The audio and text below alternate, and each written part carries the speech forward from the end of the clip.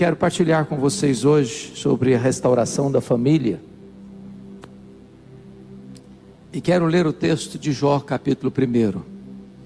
Peço que você abra comigo a sua Bíblia, nesta passagem das Escrituras. Jó é um livro poético, escrito em torno de 1500 a.C. Muito embora esse texto tenha 3.500 anos aproximadamente, ele é vivo, atual, oportuno e necessário à nossa vida nesta noite. Jó capítulo 1, a partir do versículo 6 até o versículo 12,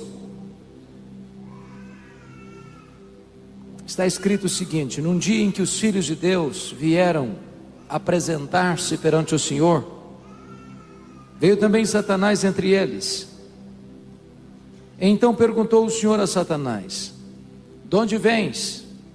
Satanás respondeu ao Senhor e disse: de rodear a terra e passear por ela. Perguntou ainda o Senhor a Satanás: observaste o meu servo Jó? Porque ninguém há na terra semelhante a ele, homem íntegro e reto, temente a Deus, que se desvia do mal. Então respondeu Satanás ao Senhor: porventura Jó debalde teme a Deus? Acaso não cercaste com sebe a ele, a sua casa e a tudo quanto tem? A obra de suas mãos abençoaste, os seus bens se multiplicaram na terra. Estende, porém, a tua mão e toca-lhe em tudo quanto tem, e verás se não blasfema contra ti na tua face. Disse o Senhor a Satanás: eis que tudo quanto ele tem está em teu poder, somente contra ele não estendas a tua mão. E Satanás saiu da presença do Senhor. Capítulo 2, versos 1 a 6. Num dia em que os filhos de Deus vieram apresentar-se perante o Senhor, veio também Satanás entre eles apresentar-se perante o Senhor. Então o Senhor disse a Satanás: de onde vens? Respondeu Satanás ao Senhor e disse: de rodear a terra e passear por ela. Perguntou o Senhor a Satanás: observaste o meu servo Jó? Porque ninguém há na terra semelhante a ele, homem íntegro e reto, temente a Deus e que se desvia do mal. Ele conserva a sua integridade, embora me incitasses contra ele para o destruir sem causa. Então Satanás respondeu ao Senhor: pele por pele, todo quanto o homem tem dará pela sua vida. E na carne, e verás se não blasfema contra ti na tua face. Disse o Senhor a Satanás: eis que ele está em teu poder, mas poupa-lhe a vida. Meus amados, esse texto relata este episódio da reunião de Deus com seus filhos. O contexto me faz crer que aqui são os anjos. E também o contexto me faz entender que essa reunião aconteceu nas regiões celestes. Sem qualquer explicação, o texto nos informa que Satanás apareceu por lá. E quem dá o pontapé na conversa é Deus, perguntando para Satanás: de onde vens? Satanás respondeu: de rodear a terra e passear por ela. Satanás é uma espécie de turista inveterado. Ele anda por aí, ele está de olho, está antenado, está procurando uma brecha, está procurando alguém para devorar. E o Senhor engata uma segunda pergunta e pergunta assim a ele: observaste o meu servo Jó? E Deus dá o currículo de Jó. Não há ninguém na terra semelhante a ele. Em outras palavras, é o homem mais piedoso dessa geração.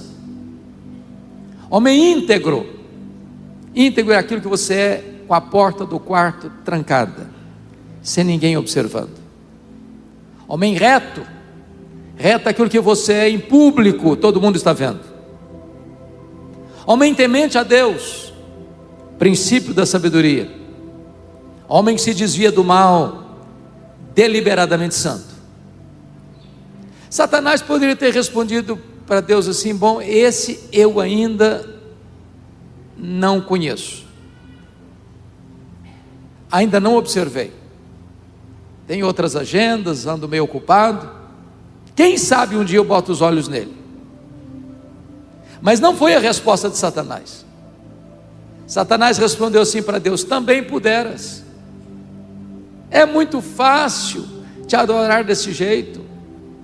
Tu tens abençoado a vida deste homem, tu tens cercado a casa dele com um grande muro de proteção. Tudo que esse homem bota a mão vira dinheiro. Os bens dele prosperam na terra. Ora, desse jeito é muito fácil. E Satanás com isso está insinuando que Deus precisa subornar as pessoas com bênçãos para receber delas adoração. Satanás está insinuando que as pessoas só adoram a Deus por aquilo que Deus dá a elas e não por quem Deus é. Satanás está insinuando que as pessoas só servem a Deus por causa das bênçãos de Deus e não por causa do caráter de Deus. Satanás insinua mais, que Jó só adora a Deus porque descobriu que religião é um grande negócio, que a fé dá lucro. Mas se Deus tocar naquilo que o próprio Deus deu para Jó, o próprio Jó que agora adora vai blasfemar, e blasfemar na cara de Deus. A grande pergunta é que o que um homem tem? Um homem tem família, um homem tem bens materiais. Satanás assim insinua e cria uma teoria, uma tese de que ninguém é capaz de amar mais a Deus do que o dinheiro, e ninguém é capaz de amar mais a Deus do que a família. Satanás diz para Deus: toca no que ele tem, e verás se não blasfema contra ti na tua face. Sem que Jó soubesse, Deus constitui Jó em seu advogado na terra, e coloca nas mãos de Jó a defesa da sua reputação, e diz para Satanás: pode tocar no que ele tem, só não podes tocar na sua vida. Em outras palavras, Satanás é um ser limitado e limitado por Deus. Ele só pode ir até onde Deus o permite ir, e nem 1 centímetro a mais. O Deus a quem servimos nesta noite manda no céu, manda na terra e manda no inferno. Ele tem o controle de tudo. Mas com a permissão de Deus, Satanás sai dali para fazer um estrago na vida de Jó. Confira comigo o versículo 3 do capítulo 1, que diz que Jó era o maior homem de todos os homens do Oriente. Sabe o que significa isso? Ele não era apenas o homem mais piedoso da sua geração, ele era também o homem mais rico da sua geração. Quebra aqui um mito: não é pecado ser rico. É possível ser o mais piedoso e o mais rico ao mesmo tempo. O problema do homem não é ter dinheiro, o problema do homem é ser dominado pelo dinheiro. O problema do homem não é ter dinheiro no banco, é entronizar dinheiro no coração. Mas agora, conforme o versículo 15, 16 e 17 do capítulo 1, Satanás vai empregar os sabeus, o fogo e os caldeus para levar Jó ao colapso financeiro, à falência. O homem mais rico quebra. A pergunta é: será que a tese de Satanás é verdadeira? Será que ninguém ama mais a Deus do que o dinheiro? Será que Jó blasfemaria na cara de Deus? E a resposta está no versículo 21, quando Jó diz: nu saí do ventre da minha mãe, nu eu voltarei. Sabe o que ele está dizendo? Eu não trouxe nada para este mundo, eu não vou levar nada deste mundo, portanto o que eu ganhei entre o berço e a sepultura não é a razão da minha vida. E ele derrota aqui a primeira tese de Satanás e prova que ele adora a Deus não por aquilo que Deus dá, mas por quem Deus é.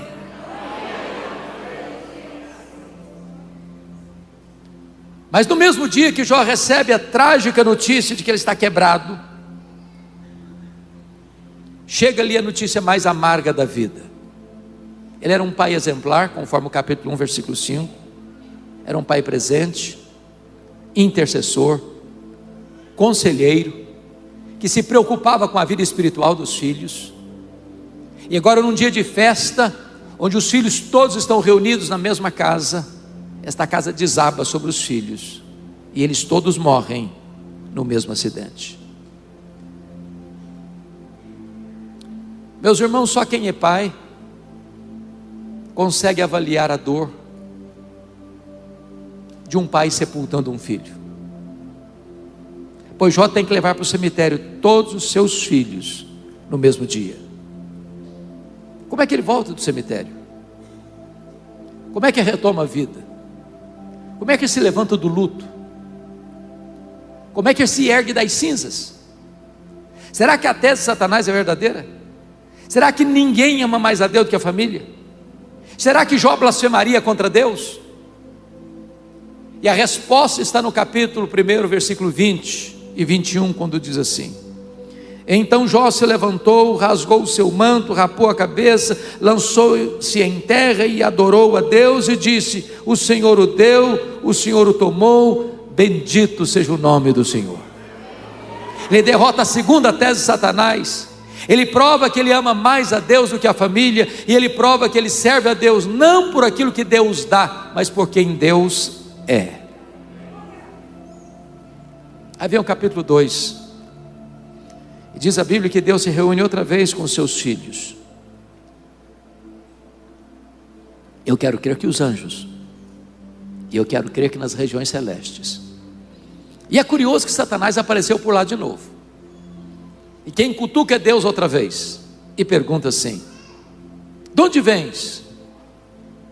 Satanás respondeu: de rodear a terra e passear por ela.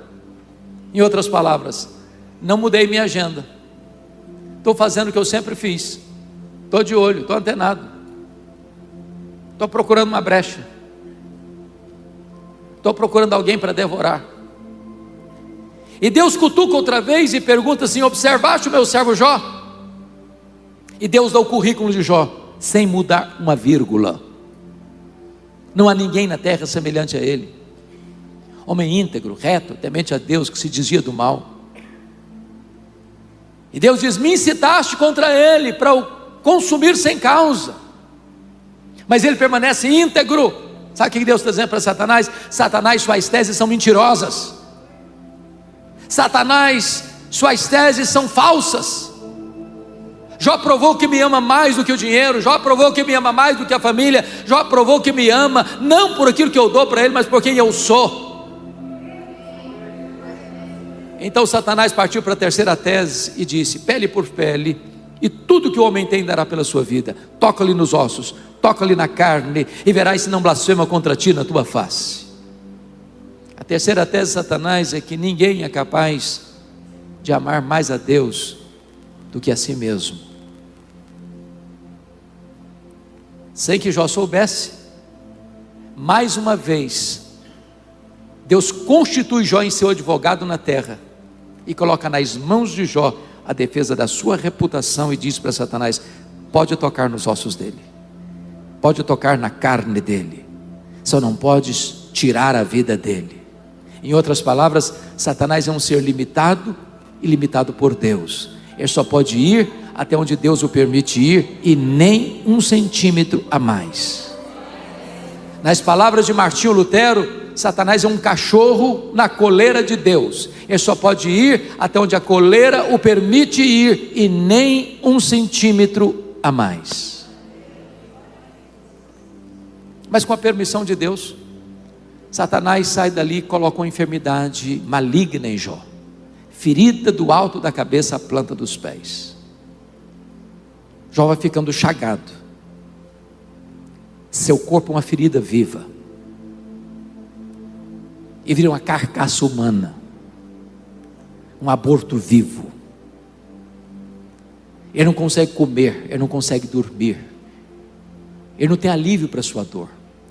Ele vai ficando magro, magérrimo, macérrimo, de couro furado pelas costelas em ponta.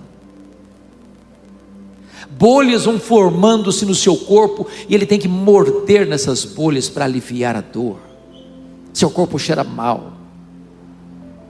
As pessoas cospem, nauseadas, a olharem para ele. Ele é um espectro humano.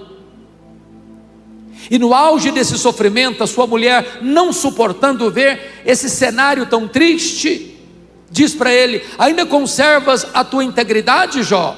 Amaldiçoa Deus e morre, acaba com isso. E no capítulo 2, versículo 10, diz que Jó respondeu para ela: tu falas como uma doida. Temos recebido o bem de Deus, não receberíamos também o mal?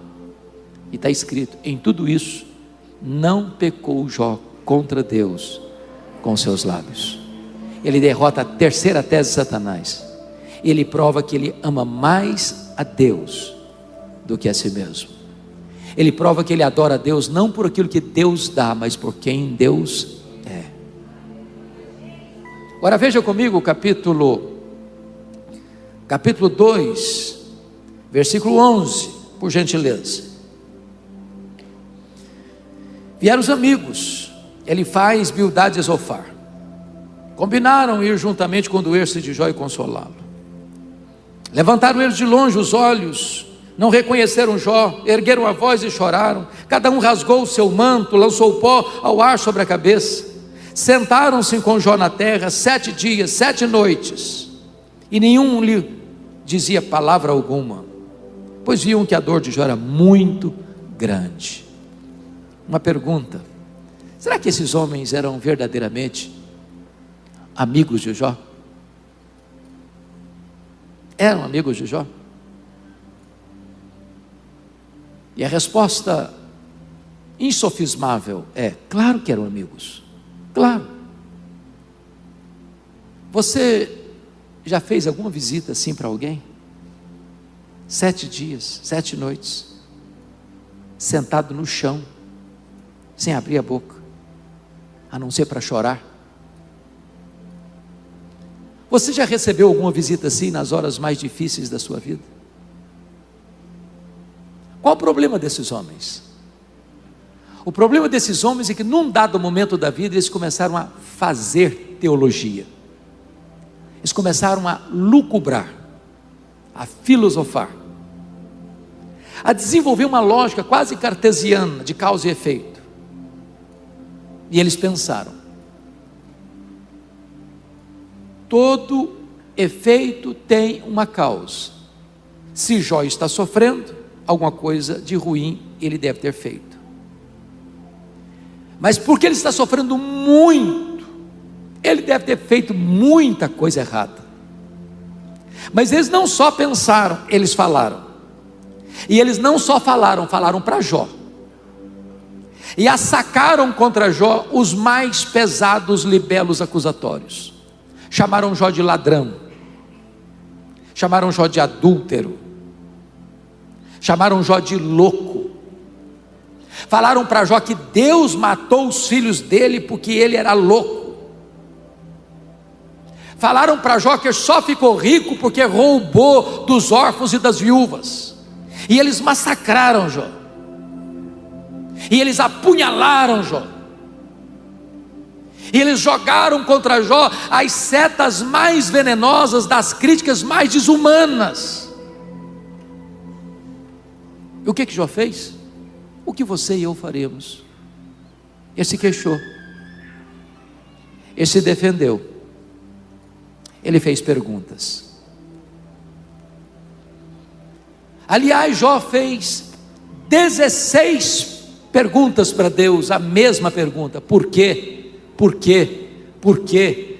Por quê? Por que a minha dor não cessa? Por que eu não morri no ventre da minha mãe? Por que eu não morri ao nascer? Por que os seios da minha mãe não estavam murchos de leite para eu morrer de fome? Por que o Senhor não me mata de uma vez? Ele fez 34 queixas contra Deus, 34 queixas. A única resposta que ele escutou foi o silêncio ensurdecedor de Deus. nenhuma palavra, nenhuma explicação, nenhuma luz no fim do túnel, nenhum sinal do seu favor. E eu posso garantir a vocês que muitas vezes o silêncio de Deus grita mais alto nos ouvidos da nossa alma do que o barulho mais ruidoso das circunstâncias mais adversas. Se vocês estão acompanhando o raciocínio comigo,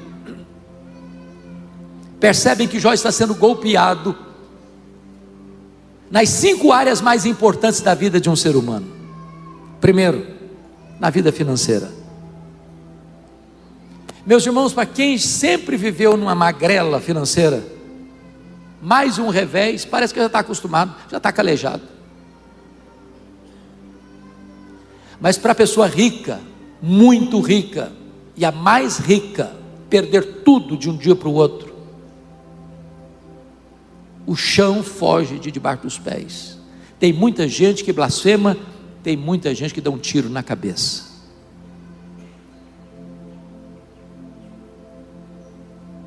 A segunda área, a área dos filhos. Irmãos, não é natural pai e mãe enterrar filhos, não é natural, não é natural. Eu tinha um grande amigo, o pastor Edmar, lá em Vitória, foi secretário de saúde do município, ele era esposo de um membro da igreja, e esse homem tinha 2 filhos, o caçula, um jovem brilhante, passou nos primeiros lugares no então vestibular de medicina, diante de uma carreira promissora. De repente esse menino encontrou uma doença rara, grave, e em 30 dias aquele pai estava sepultando o filho. E eu caminhando com ele para o cemitério, passo a passo, um andar vago, pesaroso, as lágrimas rolando no rosto, ele me disse uma frase: pastor, o que eu não entendo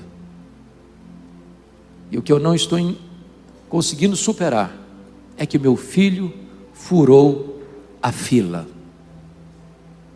Não é natural pai sepultar filhos, e Jó tem que sepultar todos os filhos no mesmo dia. A terceira área, meus irmãos, que Jó está enfrentando de crise é a saúde. Irmãos, não tem ninguém de nariz empinado numa cama de CTI, não tem ninguém de peito estufado, com soberba, arrogância, entubado. Talvez essa epidemia que atingiu, e pandemia que atingiu o mundo, provou isso.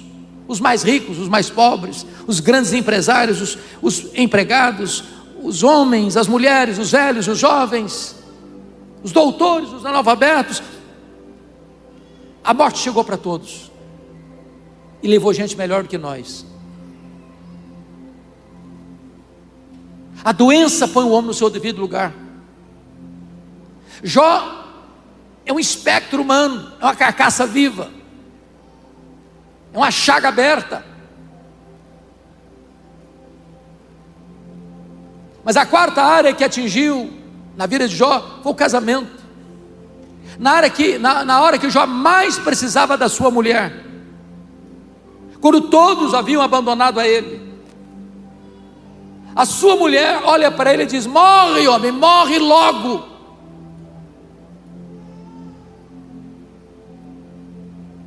Mas finalmente a quinta área que Jó sofreu o golpe dramático foi nas amizades. Aqueles que deveriam ser consoladores tornaram-se molestadores. Aqueles que deveriam aplicar-lhe o bálsamo do alívio colocam nele o vinagre do tormento. Aqueles que deveriam secar as suas lágrimas produziram mais lágrimas amargas no coração desse homem e assacaram contra ele pesadas acusações. Quando eu olho para esse cenário, eu penso: meu Deus, esse homem perdeu tudo. O que tem mais a perder? Na verdade, ele só tem um lugar onde está, é no fundo do poço. Mas eu quero dizer para você que quando alguém está no fundo do poço, só tem uma direção para olhar: é para cima, é para o alto, é para Deus. Jó perdeu tudo, exceto a sua fé em Deus, porque das profundezas do seu sofrimento, ele arranca um brado de esperança do peito e diz: mas uma coisa eu sei, é que o meu Redentor vive. O meu Redentor vive. Não importam as circunstâncias, não importa a dor, não importa as perdas, não importam as lágrimas, não importam as injustiças sofridas, o meu Redentor vive. E eu verei o meu Redentor. Quando Jó dá esse brado de esperança, diz a Bíblia que Deus rompe o silêncio, e Deus começa a falar. Mas curiosamente, quando Deus rompe o silêncio, Deus não responde nenhuma das 16 perguntas de Jó. Deus não responde nenhuma das 34 queixas de Jó. Quando Deus rompe o silêncio, Deus faz literalmente 70 perguntas para Jó, todas retóricas. E Deus pergunta para ele: ô Jó, onde você estava quando eu lançava os fundamentos da terra? Ô Jó, onde você estava quando eu espalhava as estrelas no firmamento? Ô Jó, onde você estava quando eu cercava as águas do mar para elas não invadirem a terra? E Deus foi despejando em cima de Jó torrentes caudalosas da sua grandeza, da sua majestade. Deus abriu as comportas dos céus e despejou sobre ele catadupas da sua glória, e Jó foi sendo esmagado pela presença, pela majestade, pela grandeza de Deus, e ele foi se encolhendo, e ele foi se encolhendo, e ele foi se encolhendo, para descobrir as verdades mais sublimes e gloriosas da sua vida. Verdades essas que podem impactar o seu coração, o meu coração, nesta noite. Que verdades são essas? Elas estão lá em Jó 42, vamos para lá por favor, nesse momento. Abra aí comigo Jó 42.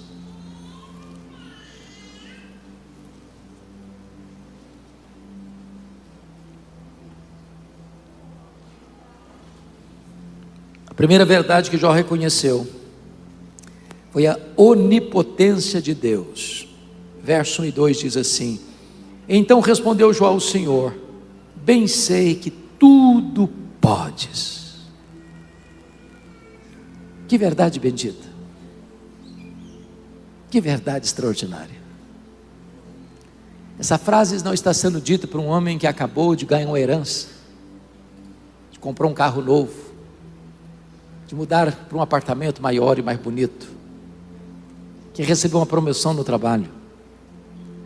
Essa frase não está sendo dita para um pai que acabou de ver o seu filho nascer, ou de um jovem que está contraindo um matrimônio na festa do casamento. Essa frase está sendo dita por um homem quebrado, doente, enlutado, abandonado pela esposa, acusado pelos amigos. Eu sei que tudo podes. Você e eu temos limitações intransponíveis. Nós temos. Eu acho isso tão curioso, Pastor Luiz. Eu gosto muito de ler, e eu costumo visitar as livrarias quase toda semana. E vocês muito bem sabem que os livros mais lidos no Brasil e no mundo são os livros de autoajuda, não é verdade? Livros que ensinam você a ficar rico rápido. Eu acho que eu não estou sabendo ler esses livros. E esses livros dizem assim: você é forte, você tem a força, você é um gigante, há poder nas suas palavras. Sabe o que a Bíblia diz? Exatamente o contrário. A Bíblia diz que você e eu somos fracos. A Bíblia diz que Deus conhece a nossa estrutura e sabe que somos pó. Nós temos muitas fraquezas. Por exemplo, nós temos fraquezas físicas. Querendo ou não, gostando ou não, o tempo vai esculpindo algumas rugas no nosso rosto, indisfarçáveis. As meninas, mais espertas do que os homens, driblam isso um pouquinho melhor, com um bom cosmético. Às vezes a gente acorda de manhã, é um caos, põe um bom cosmético, vira um cosmos. Daqui a pouquinho uma cirurgia plástica ajuda, e muito, e muito. Mas chega uma hora, convenhamos, que ainda que o afamado cirurgião plástico Pitangui ressuscitasse dentre os mortos, não teria mais jeito. As pernas ficam bambas, os joelhos trôpegos, as mãos descaídas, os olhos embaçados, e diz os entendidos que cada fio de cabelo branco que brota na sua cabeça é a morte chamando você para um duelo. Eu acho até um exército acampado ao meu redor. Temos fraquezas físicas, temos fraquezas emocionais. Irmãos, nenhum de nós aqui está incólume, livre, imune das lutas e dores da vida. Eu não sei quanto a você, mas já passei madrugadas insones e sem conciliar o sono mesmo, com lágrimas rolando no rosto. Meu Deus, eu não aguento mais. Fraquezas emocionais. Temos fraquezas morais. Quantas vezes você e eu já prometemos para Deus: Deus, eu não quero mais cometer esse erro. Daqui a pouquinho você se flagra cometendo o mesmo erro. Não é porque faltou para você sinceridade, não, faltou para você poder. Temos fraquezas espirituais. Somos um ser contraditório, ambíguo. O mal que não queremos praticamos, o bem que queremos não fazemos. Somos fracos, mas louvado seja Deus, você e eu podemos dizer hoje: mas o meu Deus tudo pode. Para Ele não tem causa perdida, para Ele não tem doença incurável, para Ele não tem casamento irrecuperável, para Ele não tem família sem salvação, para Ele não tem lata de lixo no reino, para Ele não tem problema insolúvel, Ele tudo pode. Quem é o seu Deus? Quão grande é o seu Deus? Quão poderoso é o seu Deus? O seu Deus é aquele que mede as águas na concha da sua mão. O seu Deus é aquele que mede o pó das montanhas em balança de precisão. O seu Deus é aquele que mede os céus a palmos. O seu Deus é aquele que espalha as estrelas no firmamento, e por ser forte em força e grande em poder, quando a chama pelo nome, nenhuma só delas vem a faltar. O seu Deus é aquele que olha para as nações da terra e considera todas elas como um pingo que cai num balde, como um pó numa balança de precisão, como um vácuo, como nada, como menos do que nada. Este é o seu Deus, Ele tudo pode.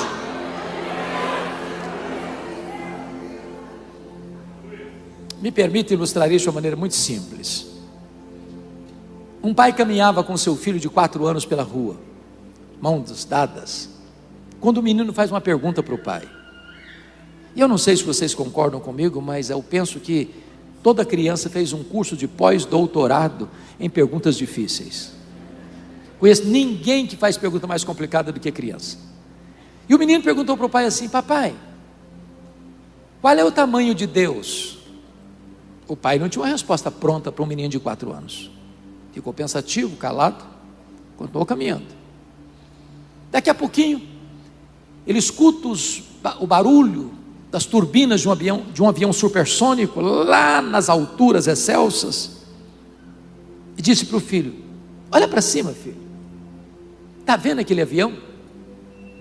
O menino olhou e disse: estou vendo. Qual é o tamanho daquele avião, meu filho? O menino respondeu: pequeno, muito pequeno, estava muito longe. O pai pegou o menino pelo braço, levou no aeroporto. Tinha um jumbão de mais de 400 passageiros estacionado. Chegou bem perto e perguntou: está vendo esse avião, meu filho? Estou vendo, papai. Qual é o tamanho desse avião, meu filho? O menino respondeu: esse é grande, muito grande. O pai disse: pois é, filho, Deus é do mesmo jeito. Quando você está longe de Deus, meu filho, Deus parece pequeno para você. Aí os seus problemas ficam enormes. Mas quando você está perto de Deus, meu filho, Deus é grande para você. aí os seus problemas ficam pequenos. Agora eu sei que tudo podes. A segunda coisa que Jó descobriu, irmãos, que mudou a história dele, está aí no versículo 2, e ele diz assim: e nenhum dos teus planos pode ser frustrado. Se há uma verdade na Bíblia que me consola por demais, é a doutrina da soberania de Deus. Sabe por quê, irmãos? Você e eu não cremos em sorte. Você e eu não cremos em azar. Você e eu não cremos em coincidência. Você e eu não cremos em determinismo cego. Você e eu não cremos em olho gordo. Você e eu não cremos em horóscopo. Você e eu não cremos em macumba para crente. Você e eu cremos que a mão de Deus dirige o nosso destino. Você e eu cremos que nem um fio de cabelo da nossa cabeça pode ser tocado sem que Deus saiba, sem que Deus permita, sem que Deus tenha um propósito. Deus não é pego de surpresa. Deus não fica desesperado, esfregando as mãos lá no céu, sem saber o que fazer. Deus não fica em apuros. Deus está sentado no trono. Ele tem as rédeas da história nas suas mãos. E Ele tem um plano eterno que jamais pode ser frustrado. Você não é uma lasca de lenha jogado no mar da vida, empurrado de um lado para o outro ao sabor das circunstâncias. A sua vida está rigorosamente nas mãos de Jesus. E das mãos de Jesus ninguém pode arrancar você. Você e eu podemos afirmar com todas as letras: sabemos que todas as coisas cooperam para o bem daqueles que amam a Deus, daqueles que são chamados segundo o seu propósito. Descanse o seu coração. Descanse o seu coração. Deus está trabalhando não contra você, mas por você. A terceira verdade que mudou a história de Jó, irmãos, está no versículo 3, confira comigo. Na parte B do verso está escrito: na verdade falei do que eu não entendia, coisas maravilhosas demais para mim, coisas que eu não conhecia. Jó reconheceu a sua profunda limitação. Para você entender esse versículo, me permita um conselho. Às vezes eu penso, pastor Edmar, que a nossa leitura bíblica, ela fica prejudicada, porque tem crente que lê Bíblia só com caixinha de promessa. Puxa um versículo, amanhã puxa outro versículo, depois outro versículo, e via de regra versículo bom, né? Só promessa, não tem problema, confronto, não tem arrependimento, não tem confissão de pecado, não tem nada disso. Ou ele lê um pedacinho hoje, lê um pedacinho amanhã, lê outro pedacinho, sem conexão nenhuma. Aí ele não vai formando entendimento. Então procure ler sua Bíblia, ler um livro da Bíblia numa sentada só. Pegue um sábado, um feriado, leia o livro de Jó numa sentada só. Porque se você perceber, por que ele está dizendo assim, falei do que eu não entendia? Leia o livro. Quando a gente está sofrendo, a gente fala muito, ou não fala nada, né? No caso de Jó, ele falou muito. Jó não foi aquele cara que sofreu, ou conforme Tiago, paciente, como o estoico, que sentou num canto da sala, trincou os dedos e aguentou calado. Não, ele falou e falou muito. Ele se queixou, ele perguntou, ele se defendeu. Mas Jó, como você e eu, não enxergamos na curva. Como você e eu, Jó não enxerga no escuro, não enxergava no escuro. E agora Deus se revela para ele. Deus despeja em cima dele torrentes da sua majestade. E quando Deus está se revelando a ele, fazendo 70 perguntas para ele, ele bota a mão na boca e diz: meu Deus, quanta coisa eu falei sem saber. Conclusão: O sábio é aquele que sabe que quase nada sabe, porque o que você sabe é muito menor que o que você não sabe. Então, quando você encontra uma pessoa que fica arrotando muito conhecimento em cima de você, posso saber de uma coisa: sabe quase nada. É lata vazia que faz barulho. Você já encontrou uma pessoa que diz: eu conheço Bíblia de capa a capa? Aí você pergunta João 3,16 para ele, não sabe onde fica.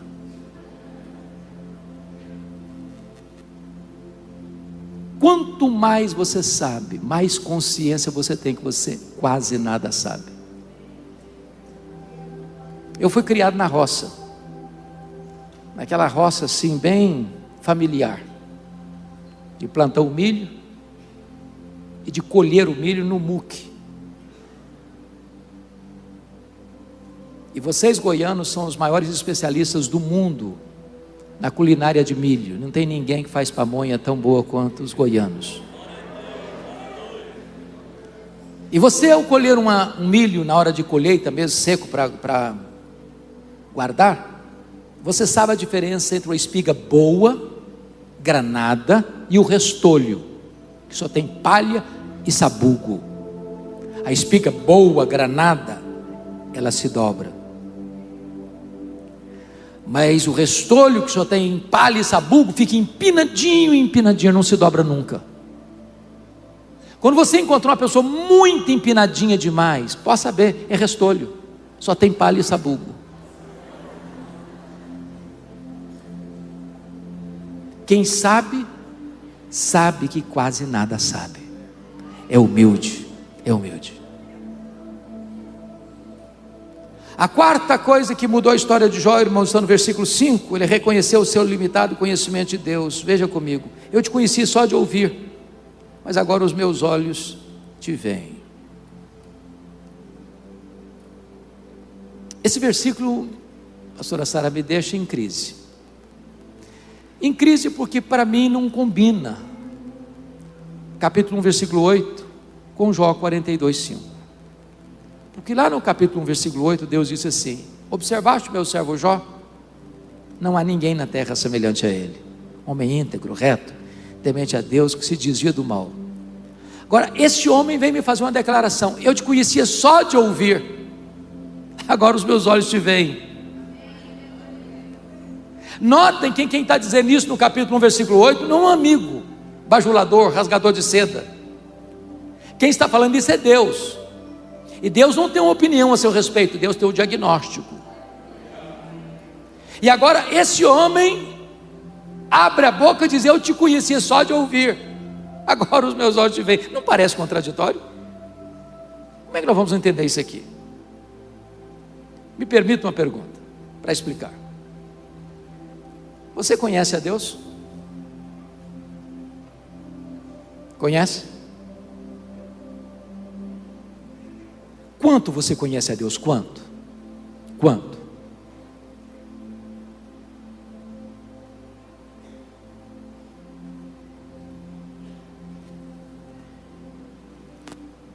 Lá em João 17,3 diz que a vida eterna é esta: conhecer a Deus e a Jesus Cristo. A própria essência da vida eterna é conhecer a Deus.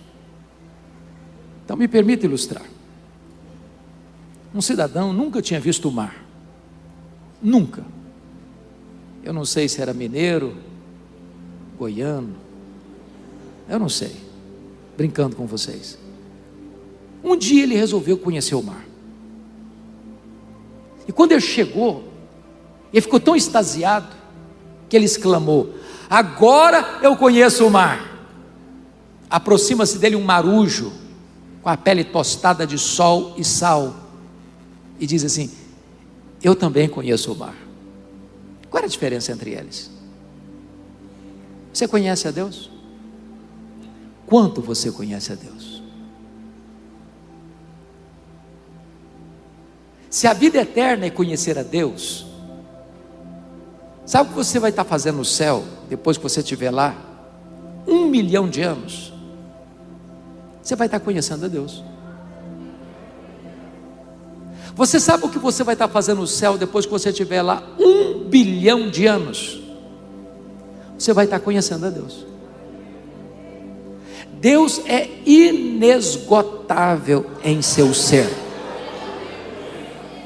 Nem toda a eternidade será suficiente para você esgotar o conhecimento de Deus. Jamais haverá um tempo, se eu posso falar de tempo dentro da eternidade, onde você possa dizer assim: bom, agora eu já conheço tudo de Deus, não tem mais nada para conhecer, agora eu vou botar no piloto automático, que a vida celestial vai virar uma rotina. Jamais. Agora eu entendo o profeta: conheçamos e prossigamos em conhecer o Senhor. Agora eu entendo Jó. Eu só estou arranhando a superfície. Tem mais, tem muito mais, tem infinitamente mais para conhecer. Mas a última coisa, a quinta coisa que mudou a história de Jó, irmãos, está aí no versículo 6, quando ele diz: por isso eu me abomino e me arrependo do pó e na cinza. Reconheceu a enormidade do seu pecado. E eu entro em crise de novo com o versículo, porque esta confissão fica bem na boca de um corrupto, de um ladrão, de um assassino, mas na boca do homem mais piedoso, é como se um dos pastores dessa igreja chegasse domingo à noite aqui no púlpito, com um semblante bem sisudo, com o rosto bem abatido, com palavras trêmulas, abrisse o culto assim: meus irmãos,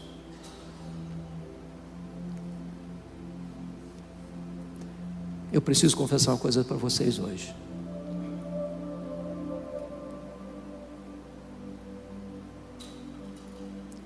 Eu me abomino, e eu me arrependo no pó e na cinza. Começasse a chorar. Eu acho que o auditório ia começar a dizer: ih, tem coisa aí.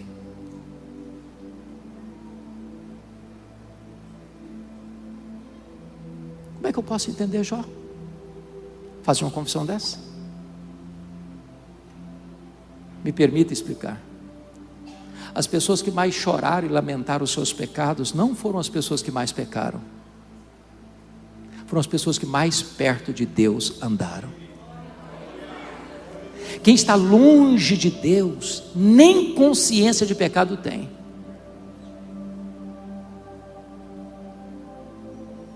Eu estive pregando há uns 3 anos no hospital lá em São Paulo, e a capelã daquele hospital me contou uma história dramática que ela tinha vivido naquela semana. Uma moça chegou com uma hemorragia grave, e o médico correu para atendê-la, acompanhado do pai. A moça estava, e o médico examinou e disse: essa menina acabou de ter um bebê. A moça protestou, falou: não, senhor, eu não estava grávida não. O pai disse: não, o senhor está enganado, a minha filha não estava grávida. E o médico disse: pois ela acabou de ter um bebê.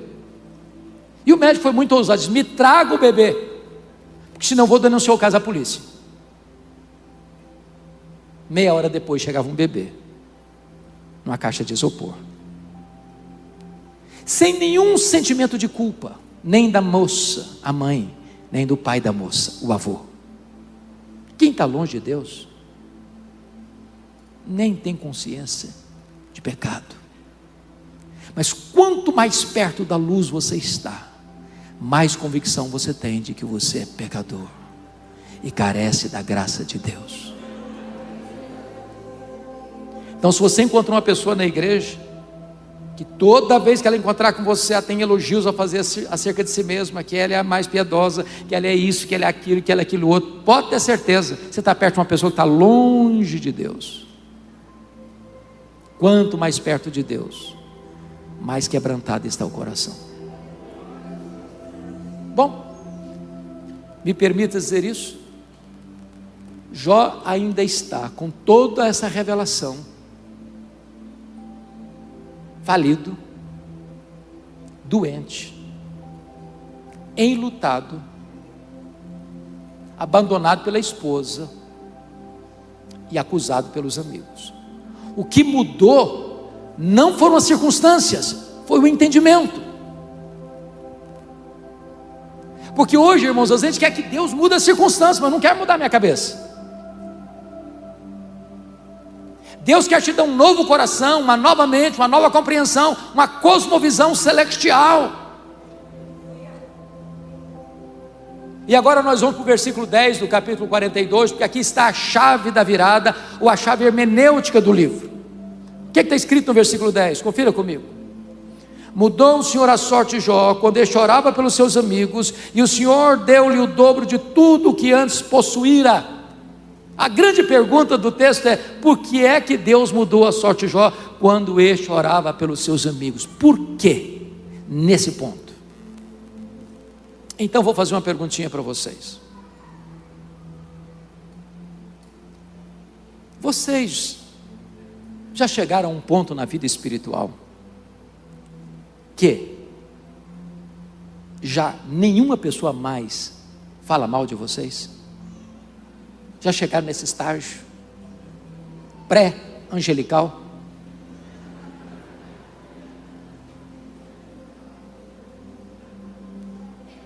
Me permita uma segunda pergunta. O que é que você sente quando alguém fala mal de você? Você fica feliz? Dá pulos de alegria?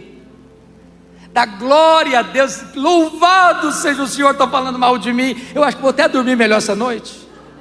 É assim que você reage? Terceira pergunta: o que vocês acham que Jó sentiu quando os seus amigos disseram assim: você é um ladrão, você é um adúltero, você é doido de pedra, você é louco, Deus matou seus filhos, você é louco, você roubou os órfãos, você roubou as viúvas, enquanto a Bíblia diz que Jó era os olhos dos cegos e as pernas dos aleijados e o amparador dos órfãos e viúvas? Como é que você reage quando você é acusado de coisas que você não fez, de pecados que você não cometeu? Como é que você reage? Como é que Jó reagiu? Você acha que ficou feliz? Não.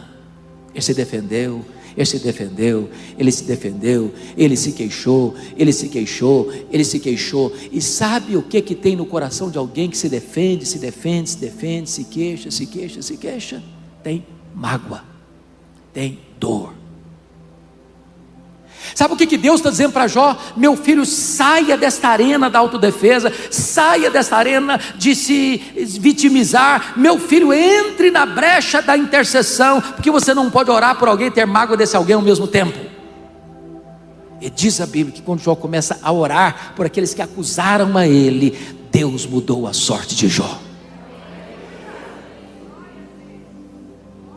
Sabe o que é encantador? É que Deus restaurou as 5 áreas que Satanás tentou destruir na vida de Jó. Restaurou todas elas. A primeira área que Deus restaurou está aí no versículo 16. Deus restaurou a saúde dele. Ele passou a ter mais 140 anos. Viu os filhos dos filhos até a 3ª e 4ª geração. Eu acho que não ficou nem sequela, nem cicatriz. Eu quero dizer para vocês nesta noite que o nosso Deus é o mesmo, e Ele está aqui nesta noite, e Ele é o Jeová Rafá, e Ele cura, e Ele sara. A última palavra não é da medicina, não é da ciência, é do Senhor Deus Todo-Poderoso. Ele pode levantar o enfermo do leito da enfermidade, Ele pode restaurar a saúde, Ele pode prolongar a vida.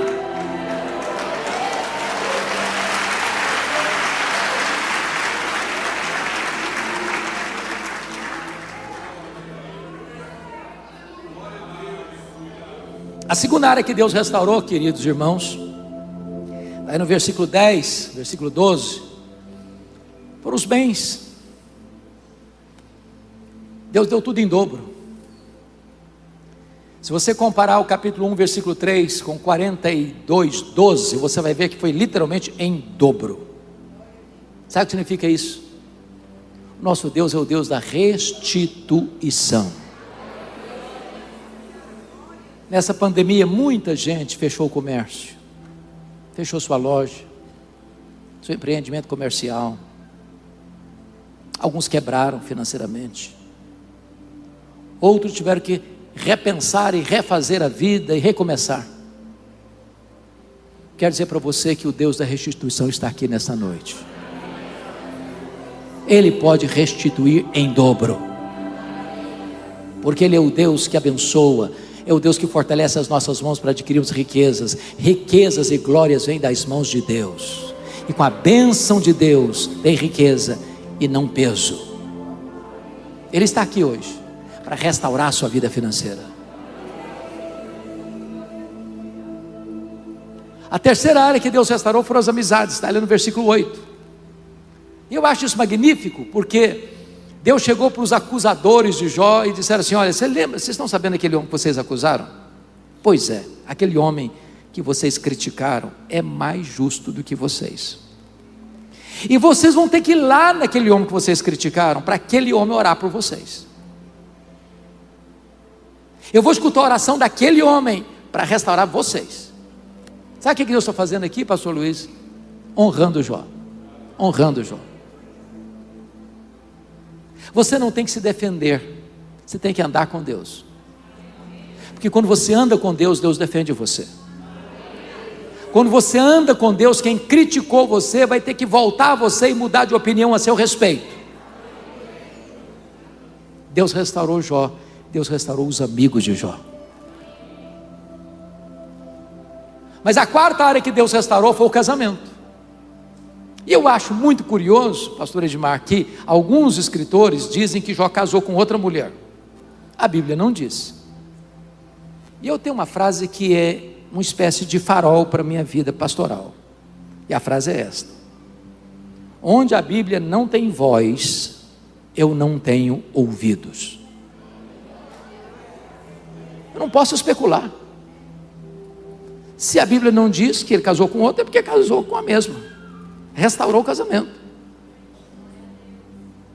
Agora, descontraindo um pouquinho com vocês, pense um pouquinho comigo. Se o Jó fosse brasileiro, quando ele estava numa magrela, a mulher disse para ele: morre homem, morre, morre logo. Agora o Jó está curado, no topo da pirâmide social, mais rico do que era. O que vocês acham que ele diria para ela? Morre mulher, morre logo. A fila andou, minha filha, a fila andou, estou noutra. Mas não foi assim não.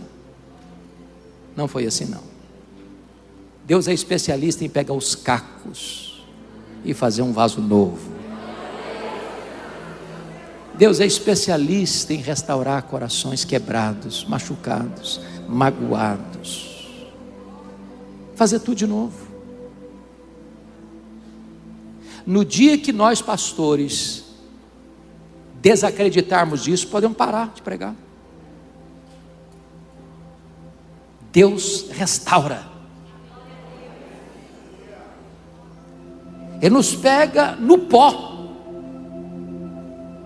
Para ele não tem casamento irrecuperável. Para ele não tem família sem restauração. Não tem. Talvez você veja aqui hoje, está pensando: olha, para mim não tem jeito, eu já fui longe demais, acabou, sem esperança, sem chance, estou partindo para outra. Há pouco tempo, o pastor Edmar chegou lá no meu gabinete, uma mulher da igreja, para fazer uma comunicação. Ela disse: pastor, eu vim comunicar para o senhor que eu estou me divorciando. E falou num tom pesado. E eu falei: como? Eu estou me divorciando.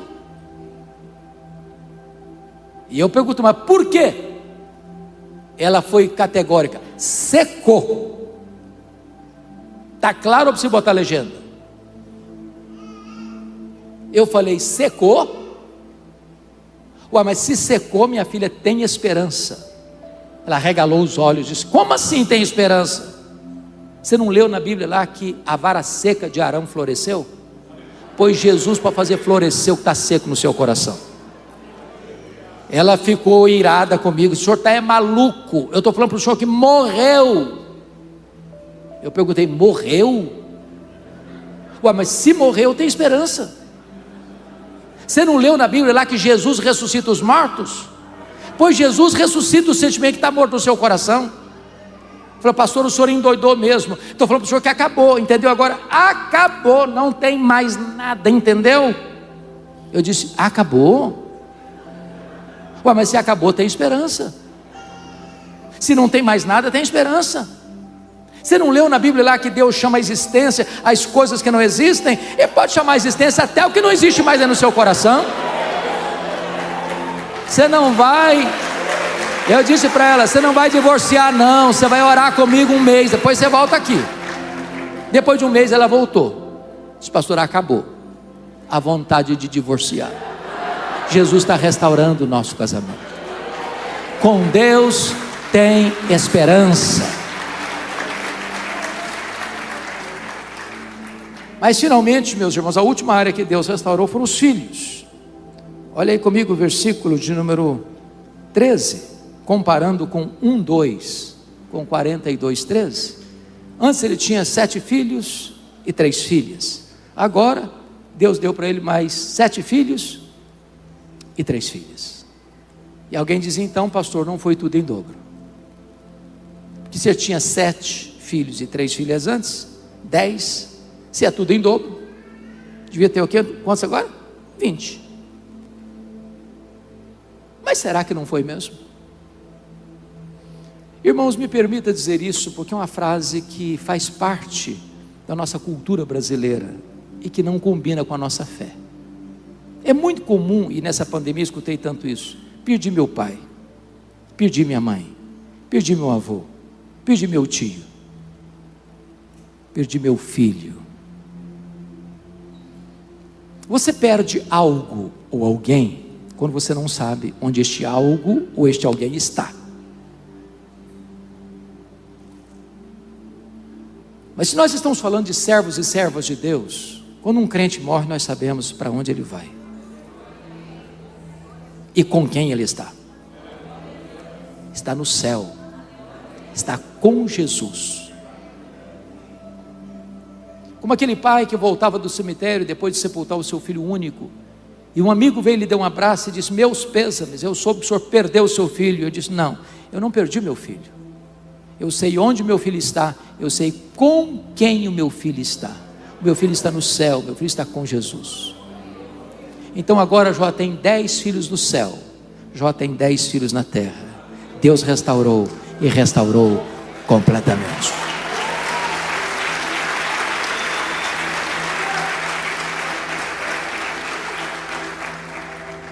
E eu encerro dizendo 2 coisas. Primeiro, o propósito de Satanás era colocar Jó longe de Deus. Sabe o que conseguiu? Colocar Jó mais perto de Deus. Sabem por quê? Porque os planos de Deus não podem ser frustrados. Segunda coisa,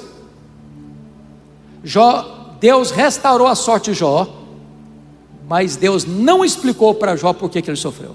Você e eu sabemos, Jó não sabia. No enredo, todo mundo está equivocado. Satanás está equivocado, porque pensou que ninguém podia amar mais a Deus do que o dinheiro, do que a família, do que a si mesmo. A mulher de Jó estava errada, porque pensou que Deus não era digno de ser adorado no sofrimento. Os amigos de Jó estavam errados, porque acharam que Jó estava sofrendo por algum pecado grave que ele tivesse cometido. Jó estava errado, porque levantou contra Deus 34 queixas. Deus restaurou, mas Deus não explicou. Restauração sim, explicação nem sempre. Às vezes as pessoas dizem assim: pastor, eu vou chegar no céu com uma listinha de perguntas e eu vou querer saber muita coisa. Me permita dizer a você, não vai ser necessário.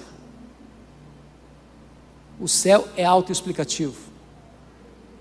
No primeiro minuto do céu, todas as nossas perguntas já não farão sentido mais, porque a nossa leve e momentânea tribulação produzirá para nós eterno peso de glória acima de toda a comparação. Este é o Deus que restaura a família, este é o Deus da nossa vida. Este é o Deus que está aqui nesta noite e pode fazer este milagre na sua vida, na sua casa, na sua família. Amém.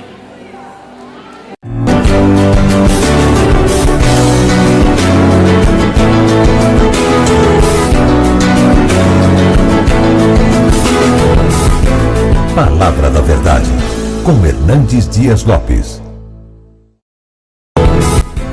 Palavra da Verdade, com Hernandes Dias Lopes.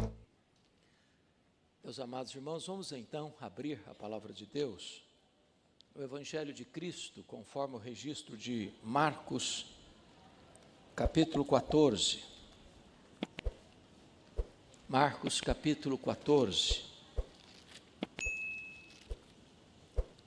E faremos a leitura do verso 1 ao verso 9.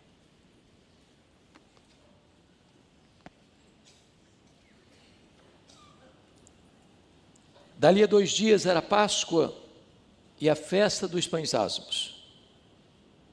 E os principais sacerdotes e os escribas procuravam como prenderiam Jesus à traição e o matariam.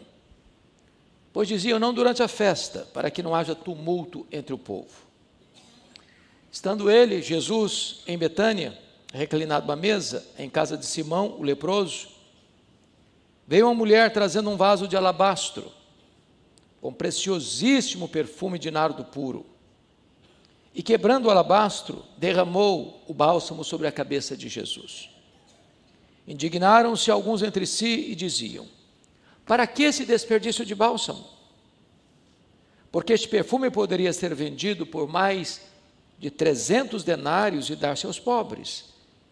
E murmuravam contra ela. Mas Jesus disse, deixai-a, por que a molestais? Ela praticou boa ação para comigo. Porque os pobres sempre os tendes convosco, e quando quiserdes podeis fazer-lhes bem, mas a mim nem sempre me tendes. Ela fez o que pôde, antecipou-se a ungir-me para a sepultura. Em verdade vos digo, onde for pregado em todo o mundo o Evangelho, será também contado o que ela fez, para a memória sua. Amém. Bom, o contexto desta passagem está meridianamente claro. Trata-se de 2 dias antes da Páscoa. Vocês bem sabem que a Páscoa era a maior festa de Israel. A Páscoa apontava para a grande libertação de Israel de uma longa e amarga escravidão. A Páscoa era a alegria dos judeus e ao mesmo tempo o terror dos romanos. Isso porque os romanos tinham medo de motim e rebelião. E por esta causa, nas festividades da Páscoa, todo o aparato militar de Roma, sediado em Cesareia Marítima, onde estava a residência oficial do governador Pôncio Pilatos, se transferia para Jerusalém. Até mesmo Herodes Antipas, tetrarca da Galileia, transferia todo o seu gabinete administrativo para Jerusalém na festa da Páscoa. E somos aqui informados que 2 dias antes da Páscoa, os principais sacerdotes e os escribas tramavam, urdiam, maquinavam a prisão de Jesus, a traição, para então matá-lo depois da festa, longe dos holofotes, quando o povo já tivesse retornado cada um para a sua respectiva casa.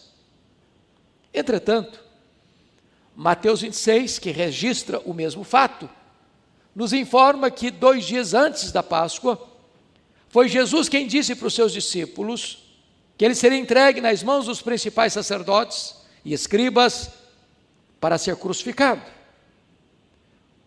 Concluindo então que, quando os homens pensam que eles estão no controle, que eles são os protagonistas da ação, eles estão apenas cumprindo uma agenda já estabelecida pelo próprio Deus.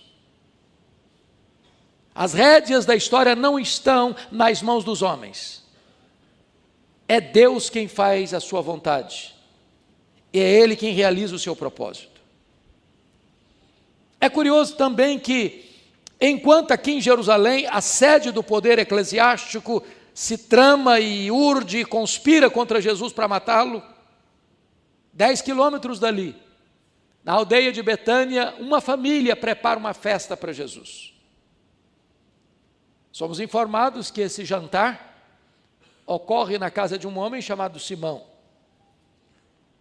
Os evangelistas não tratam do sobrenome dele, nem descrevem qualquer detalhe da vida dele. Porém, o texto nos informa que esse homem tem um adjetivo, é Simão o leproso. Isso nos intriga, porque esse homem obviamente não podia ser mais leproso. Isso já tinha ficado no passado. Talvez esse homem tenha sido contemplado por uma das muitas curas que Jesus realizou e que não estão registrados. O próprio evangelista João disse que se tudo fosse registrado, numa linguagem hiperbólica, no mundo inteiro não caberiam os livros. Como sabemos que esse homem não era mais leproso? É porque se o fosse, não poderia ficar em casa, muito menos receber alguém em sua casa. Mas se esse homem não era mais leproso, por que Marcos tem o cuidado de dizer que o jantar aconteceu na casa de Simão, o leproso, e não na casa de Simão, o ex-leproso?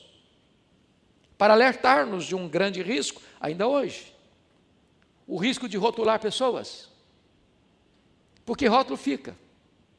Mesmo quando esse rótulo não mais tem qualquer significado, porque o doente está curado, o cativo está liberto, o que estava perdido foi encontrado, o pecador condenado está salvo, justificado, mas o rótulo ficou. Então não carimbe gente, então não rotule pessoas, porque Deus pode mudar a história delas. Deus é especialista em virar a mesa da história, em mudar o placar do jogo, em transformar pessoas. Não rotule pessoas, portanto. Mas é curioso que nesse jantar em Betânia, Marta está servindo. Marta tinha essa característica. Onde ela estivesse, ela estava fazendo alguma coisa. Lázaro, recém-ressuscitado, estava à mesa. Os apóstolos de Jesus também estavam à mesa. E nesse jantar quem se destaca é uma mulher. Esse texto está relatado em Mateus 26, introduzido apenas em Lucas 22, descrito aqui em Marcos 14 e mais detalhadamente registrado em João 12. Nos evangelhos sinóticos, esta mulher é incógnita, essa mulher é anônima, essa mulher não tem nome. Entretanto, em João 12, essa mulher tem nome, tem endereço, é Maria. Maria, irmã de Marta e de Lázaro. E Maria tem uma biografia tão bela porque ela só aparece 3 vezes nos evangelhos. E nas 3 vezes que essa mulher aparece nos evangelhos, ela está no topo do mundo, aos pés de Jesus.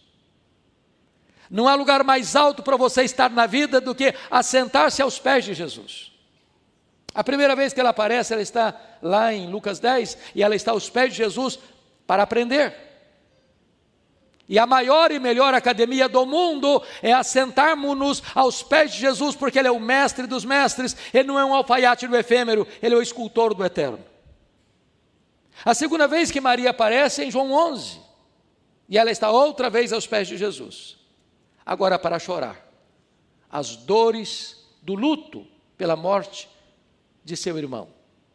E não há fonte mais consoladora para o nosso coração batido pelos vendavais da vida do que assentarmos-nos aos pés do Senhor Jesus. Ali encontramos lenitivo, ali encontramos bálsamo, ali encontramos cura para as nossas dores. Mas a última vez que essa mulher aparece é nesta passagem e seus correlatos. E novamente ela está aos pés de Jesus. Agora, para agradecer. E agradecer o quê? O maior milagre público de Jesus, a ressurreição de Lázaro, seu irmão. Então diz o texto, que todos estão à mesa, e Maria vem com um vaso de alabastro. Alabastro é uma pedra ornamental, de cor branca e rosa. E diz o texto que ela tem dentro desse vaso de alabastro um perfume. João chama de unguento. Um perfume que é colocado em grau superlativo, preciosíssimo. E João detalha dizendo, e Marcos detalha dizendo que esse perfume é feito de uma essência chamada nardo. E que essa essência não é híbrida, é nardo puro. Nardo não era uma essência comum. Nardo só era encontrado na época na Índia, na cordilheira do Himalaia, das raízes de um arbusto que era seco e moído e transportado em lombos de camelos. Portanto, esse perfume não era apenas preciosíssimo, era raríssimo, era caríssimo. E diz a Bíblia que Maria então vem, enquanto Jesus está à mesa, e quebra este vaso. Tem dentro desse vaso, conforme João 12, 1 libra de perfume. 1 litro tem 2,2 libras. Tem dentro desse vaso, esse frasco de pedra, em torno de 340 gramas, 340 ml de perfume. E esse perfume, então, ao ser derramado sobre a cabeça de Jesus, o perfume enche toda a casa, e esse perfume escorre pelo corpo de Jesus. Chega aos pés de Jesus. E João 12 nos diz que essa mulher vai enxugar os pés de Jesus com seus cabelos. Isso provoca uma reação liderada por Judas Iscariotes. Até então a máscara dele não havia caído. E os seus condiscípulos acompanham-no nessa indignação contra Maria, ficaram indignados contra ela. E disseram, isso é um desperdício.